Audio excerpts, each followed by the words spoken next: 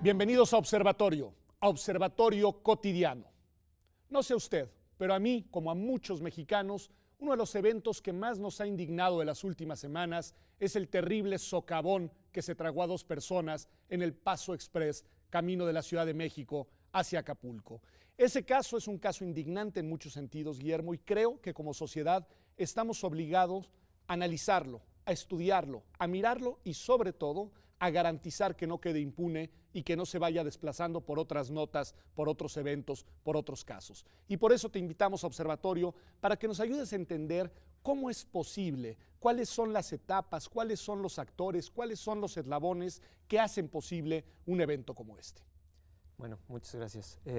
Pues creo que son varios aspectos los que hay que analizar, sin duda, desde los procesos de contratación, de la ejecución de la misma obra pública, pero también pasando por cómo se investigan y cómo se pueden sancionar al final las responsabilidades tanto en el ámbito administrativo como penal, y por supuesto que eso es la parte formal administrativa, digamos, pero también pues revisar cuáles tendrían que ser las consecuencias no solamente en esos ámbitos, sino también, digamos, políticas, en el sentido de que, bueno, como hemos observado, pues este suceso pues fue trágico, ¿no? Tuvo un desenlace fatal, en donde pues 2 personas murieron lamentablemente, y eso me parece que es la peor consecuencia que puede haber de un acto que, digamos, formalmente no se ha dicho que es un acto de corrupción, pero a toda luz están todos los indicios para poder identificar qué es eso. ¿Qué te parece si vamos viendo tramo por tramo? Y tiene razón, nosotros no concluyamos que es un acto de corrupción porque todavía no hay una autoridad que lo haya determinado, pero tenemos todo el derecho de especular alrededor de los datos y de los tramos de la cadena. Tú decías, en primer lugar, los contratos. ¿Qué hay ahí? ¿Cómo se contrata una obra de esta naturaleza? Bueno, se supone que hay 3 formas de contratación: por adjudicación directa, una invitación a 3 personas y una licitación. Lo que hemos visto es que los procesos de contratación y de adjudicación de una obra, cuando algún privado o algún conglomerado de privados lo obtiene el permiso o la contratación para hacer algún tipo de obra, pues no siempre se dan de manera clara y transparente, ¿no? Hay muchas formas de darle la vuelta también a estas disposiciones que en principio hemos creado precisamente para controlar que haya mayor claridad y que haya también mejor calidad en la provisión de los servicios que contrata el Estado a privados, pero por ejemplo, pues vemos que hay un abuso, ¿no?, en la figura de la invitación a 3. Muchas veces sucede que en estos procesos de contrataciones, cuando hay adjudicación directa, por ejemplo, se hacen muchas veces perfiles de estas contrataciones a modo para que pueda obtenerla un particular. Lo que ya se tiene en mente. Exactamente. En este caso en concreto, al menos una de las 2 empresas principalmente involucradas ya había sido objeto su propietario de a una serie de sanciones, ya había sido observada, ya tenía antecedentes. Cuéntanos un poco de esto. Bueno, es que creo que ese es otro problema, y conviene decir además que este caso en específico nos da luces sobre problemas que tenemos estructurales, ¿no? Que me parece que eso es importante señalar. O sea, lamentablemente este tipo de casos no son excepcionales, sino que se repiten constantemente. Por ejemplo, en este caso, ¿no? O sea, habría que preguntarse por qué no se revisó el historial del contratista, y si de ser el caso, ¿por qué se decidió que, a pesar de esas observaciones que se habían hecho, incluso también por parte de la Auditoría Superior de la Federación, ya una vez adjudicada, o sea, ya posterior, ¿no?, a la obtención del contrato, la Auditoría Superior de la Federación hizo observaciones sobre ciertas irregularidades en la obra, y aún así se mantuvo el desarrollo de la misma, ¿no? Entonces eso lo que nos dice también es que podemos tener, digamos, elementos de rendición de cuentas, de fiscalización de tanto los recursos como la ejecución de las obras, del desempeño, etcétera, pero nos está faltando ahí también darle continuidad a lo que tendría que seguir como consecuencia de eso, ¿no? ¿Qué tipo de observaciones y sobre qué temas había hecho la Auditoría Superior? Porque ya nos dices, ya en el contrato pueden haber problemas. Una de las empresas, al menos, en efecto, tenía antecedentes, pues, su propietario cuando menos, y precisamente con obras con el gobierno, y también en la Autopista del Sol, en la Estela de Luz, es decir, ahí había. Y luego nos dices, ya en la ejecución de la obra también pueden pasar muchas cosas. Y en el caso concreto, la Auditoría Superior había ya realizado observaciones. Sí. ¿Sobre qué temas? Pues, digo, las especificaciones sobre este punto, la verdad es que no las tengo todas tan claras, pero bueno, van desde, por ejemplo, por qué se decidió aumentar el tiempo de entrega de la obra, ¿no? Que fue casi un año.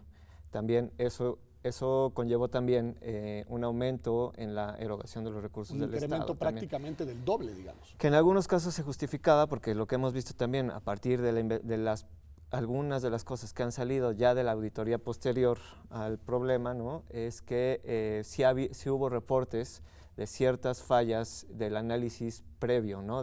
concreto de la obra, de si se necesitaba tal material y si se necesitaba aumentar la distancia que iba a cubrir la obra, o si se necesitaba, ¿cómo se dice?, reforzar también las tuberías, el drenaje, ¿no? Que a la hora de hacer el análisis sobre si eran los mejores materiales o si la antigüedad de las obras por las que pasaba la vía iban a sostener precisamente la vía, pues se dieron cuenta de que sí se necesitaba reforzar y que el análisis inicial pues había tenido algunas omisiones. Y eso en principio justificaría el incremento del Así gasto es. en la obra, pero debió de haber inhibido lo que sucedió con el efecto, socavón, ¿no? digamos, O sea, ¿no?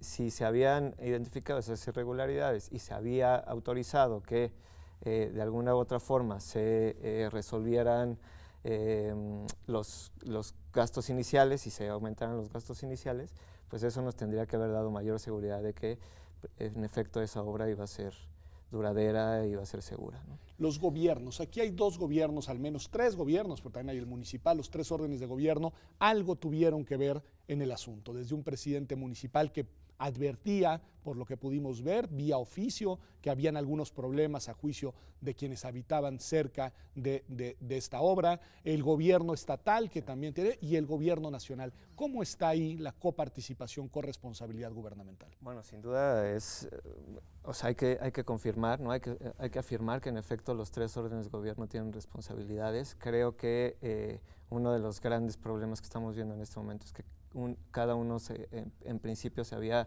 deslindado un poco de las responsabilidades, ¿no? Y eso, pues, en lugar de darnos confianza y seguridad sobre que no se va a volver a repetir estos casos, pues en realidad pues, nos hace desconfiar de que, en efecto, cuáles son los ámbitos de responsabilidad y competencia de cada uno, ¿no? Y bueno, pues por supuesto, el responsable de supervisar la obra pues, es el gobierno federal, en tanto que es una vía de paso federal, pero quien tiene que proveer de información específica, ¿no? Sobre las condiciones del terreno y sobre cómo, y no solamente en términos físicos, materiales, sino también de cuáles podrían ser las posibles afectaciones a la población aledaña, que como hemos visto también ha sido un factor importante, ¿no? Supimos a partir de, otra vez, de que se partió la vía, que había habido también protestas y había habido inconformidades por parte de los vecinos de la obra, algunos que se habían visto desplazados, etcétera, ¿no? Incluso temporalmente. Y bueno, pues ese es el tipo de información que se tiene que proveer desde el ámbito municipal, estatal también, ¿no? Los permisos, de qué forma se van a organizar y se van a transparentar también los permisos para que pasen ciertos caminos o se construyan, ya no hablando solamente de los caminos, sino otro tipo de obras de infraestructura para que, o sea, cuál es la necesidad específica de la comunidad, ¿no?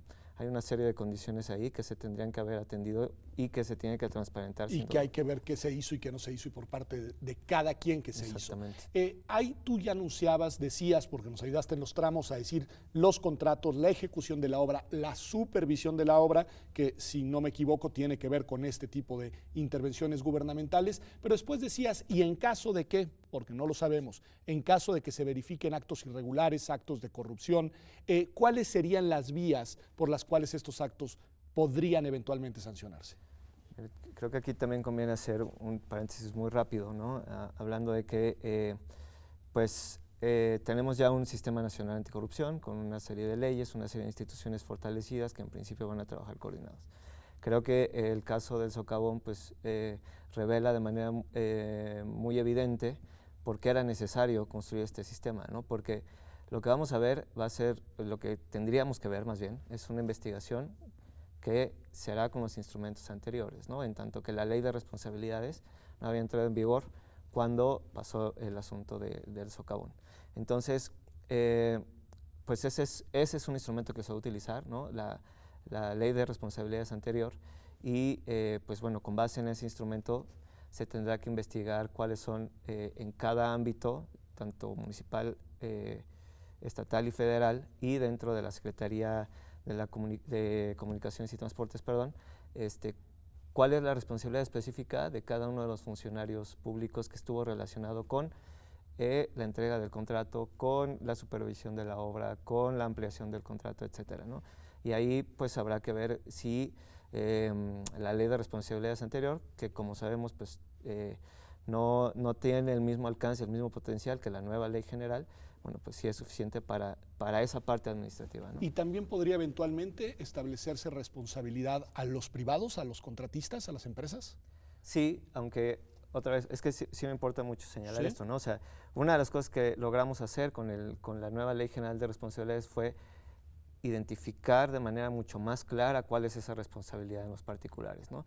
Sin duda, o sea, eso es que no podamos usar esta ley no significa que no le podamos encontrar responsabilidades, por ejemplo, en la información que se proveyó tanto en el inicio, ¿no? Digamos, cuando en la licitación, en el concurso, en la adjudicación del contrato, y también en la parte de la ejecución, sí se estuvo proveyendo la información, sí se cumplió con cada una de las etapas, sí. Pero lamentablemente tendrá que ser a la luz de un marco normativo anterior, que no es, digamos, el marco normativo que se diseñó en el nuevo Sistema Nacional Anticorrupción. Así es.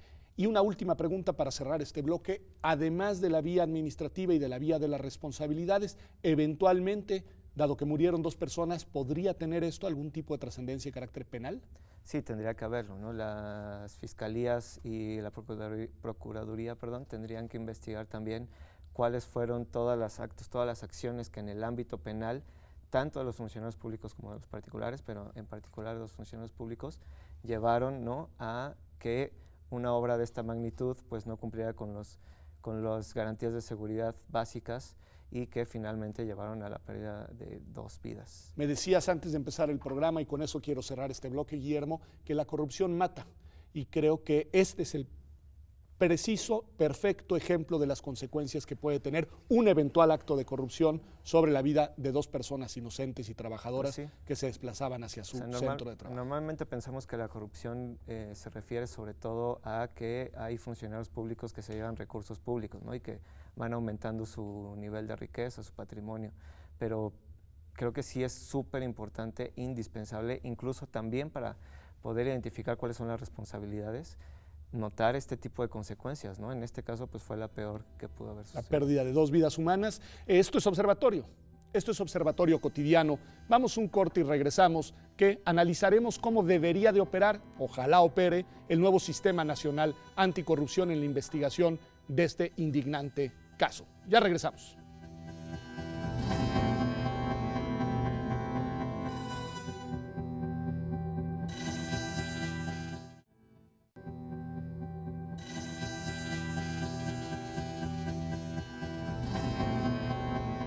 Ya estamos de vuelta aquí en Observatorio Cotidiano, y estamos hablando del caso del Paso Express en Cuernavaca, Morelos, y la pérdida de 2 vidas humanas por posibles, eventuales, presuntos actos de corrupción. Y nos decías, Guillermo, que el Sistema Nacional Anticorrupción, aunque no va a poder utilizar las nuevas leyes porque entraron en vigor después de que estas contrataciones ya habían tenido lugar, pero el Sistema Nacional Anticorrupción, con las leyes anteriores, con las que puedan utilizarse, debería de ocuparse del caso. Y ahí me gustaría que nos ayudes a entender, a ver cómo funciona, cuál es la acción coordinada de las instituciones que integran al sistema que deberíamos de ver en movimiento.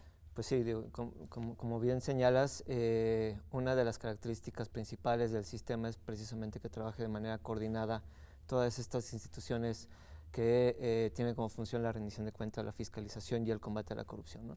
Y además, no solamente funcionan, digamos, las instituciones que ya teníamos desde antes, sino que ahora tenemos un comité de participación ciudadana cuya presidente, ¿no?, coordina al sistema, ¿no? Y una de las funciones del Comité de Participación Ciudadana es poner ciertas alertas sobre actos de corrupción o posibles actos de corrupción que identifiquen. y además fungir como enlace con la sociedad civil. En este sentido, pues hipotéticamente también podrían hacer un exhorto, como ya hicieron algunos en días anteriores, para que toda la investigación acerca de este caso, que si bien, insistimos, formalmente todavía no se define como, como un acto de corrupción, sí tiene esos indicios. Me parece que la interpretación de esa facultad de hacer un exhorto para que se transparente, para que se informe cabalmente sobre cómo se está dando esta investigación, pues tendría que ser algo que podamos ver, ¿no? O sea, definitivamente. O sea, canalizando este descontento, esta indignación ciudadana, el Comité de Participación Ciudadana debería eventualmente llevar el tema al Comité Coordinador del sistema.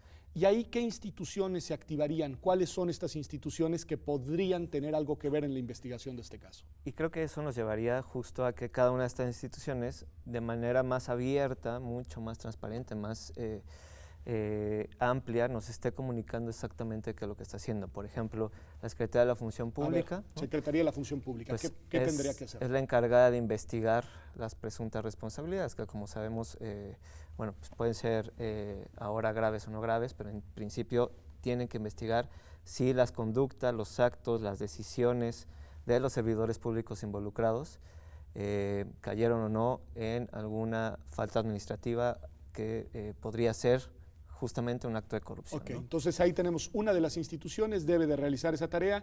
Hay otras, por ejemplo, ¿algo tendría que hacer la Auditoría Superior?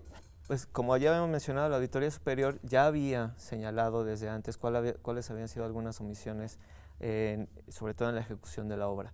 Creo que en este caso pues tendría que mantener, digamos, esa pauta que ya había comenzado, ¿no?, de pasar esas denuncias tanto al órgano interno de control como eventualmente, si se da el caso, a la Procuraduría, si podría haber algún tipo de responsabilidad penal. ¿no? Entonces, que sería otra instancia, digamos, si hay algún tipo de responsabilidad penal, entonces también la Procuraduría, que debería de estar ya representada por un fiscal anticorrupción, que no lo han nombrado, pero bueno, que eso no podría o no debe traducirse en una inacción por parte de la Procuraduría. La Procuraduría tiene su unidad, ¿no?, de investigación sobre delitos cometidos por servidores públicos, y esa es la que tendría que también estar por lo menos atenta a qué es lo que es, cómo evoluciona la investigación, que como sabemos también pues ahora se va a realizar de forma externa, ¿no? No solamente por la Secretaría.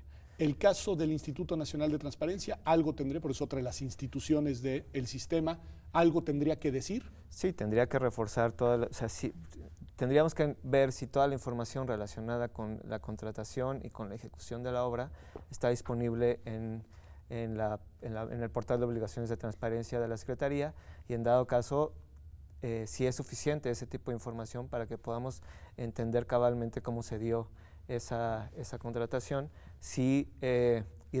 para poder identificar, como decía antes, en dónde pudo haber omisiones, fallas o definitivamente negligencia, ¿no?, por parte de los servidores públicos.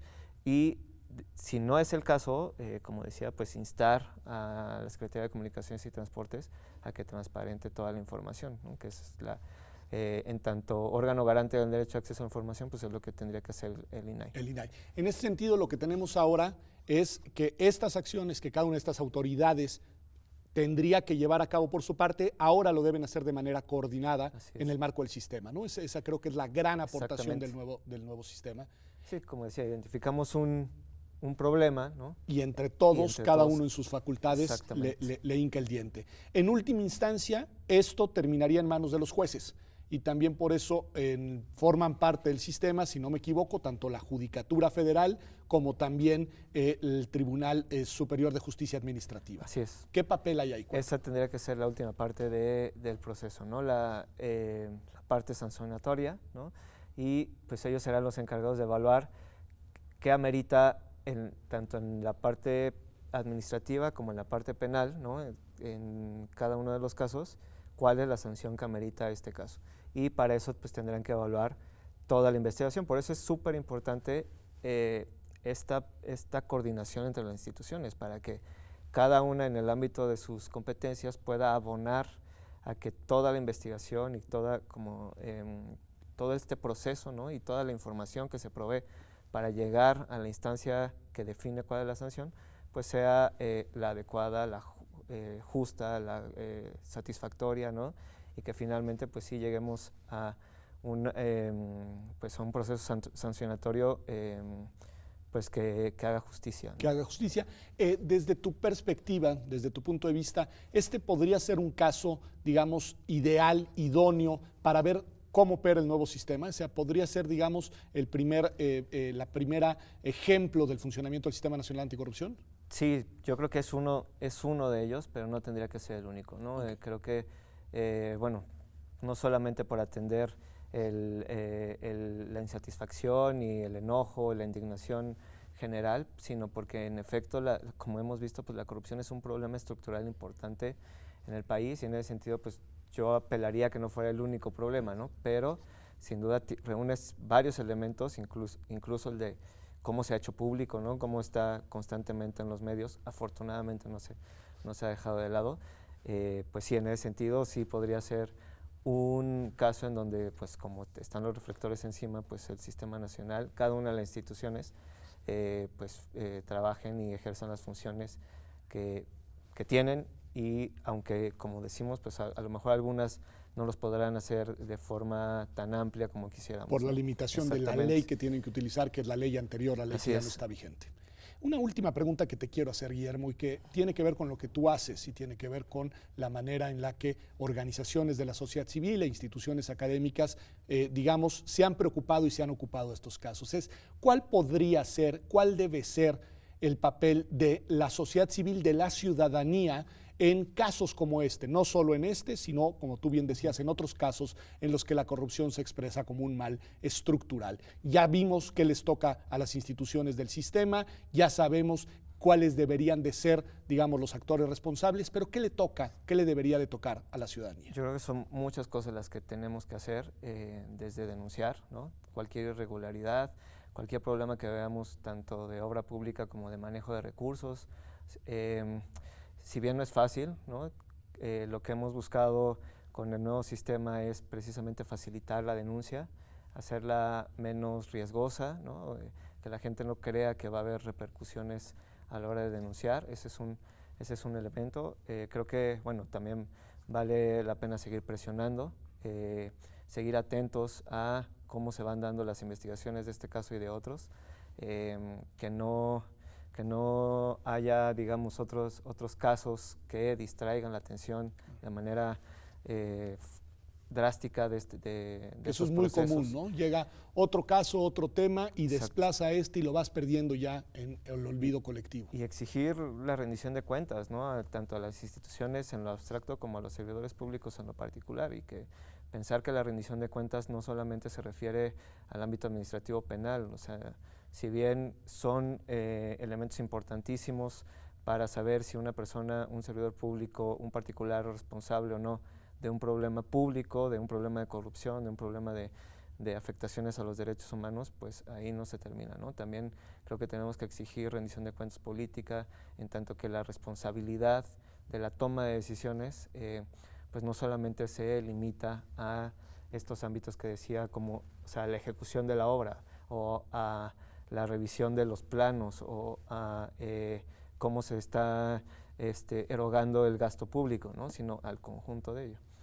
En el caso concreto, y esta sería la última pregunta, ¿cuál podría ser un ejemplo de responsabilidad política? ¿En qué estás pensando, Guillermo? Pues yo creo que finalmente, pues el secretario de Comunicaciones y Transportes tendría que analizar cuál fue su rol tanto en esta obra en particular, como otras obras que han estado a cargo de la Secretaría de Comunicaciones y Transportes, ¿no? Creo que sí es importante decir que ese tipo de responsabilidad además abona a la desconfianza que tenemos sobre las instituciones, sobre las decisiones que se toman. No hay claridad sobre por qué, por ejemplo, es la responsabilidad administrativa, la responsabilidad penal, digamos, es el elemento más importante a la hora de hacer ejercicios de rendición de cuentas, ¿no? O sea, si bien, insisto en el punto, sí es importante tener como referencia lo que dicen la Constitución y las leyes orgánicas y las leyes de contratación y las de responsabilidades, Pues al final ellos están en su puesto precisamente para tomar decisiones y para de eso tienen asumir. que rendir cuentas. Exactamente. Pues Guillermo, muchísimas gracias. En verdad creo que es un tema de lo más importante. No, Como usted ha visto, lo hemos tocado y lo hemos analizado con la responsabilidad también que nos compete de no imputar responsabilidades concretas, de no llegar a conclusiones anticipadas, pero sí de advertir que el caso del Paso Express de Cuernavaca y lo que sucedió merece al menos una profunda, seria, rigurosa investigación por parte de las instituciones responsables de llevarlas a cabo, y merece también un seguimiento acucioso, indignado, preocupado y ocupado por parte de la ciudadanía mexicana. Esto ha sido Observatorio Cotidiano. Nos vemos aquí, como todas las semanas, en TV UNAM el próximo martes.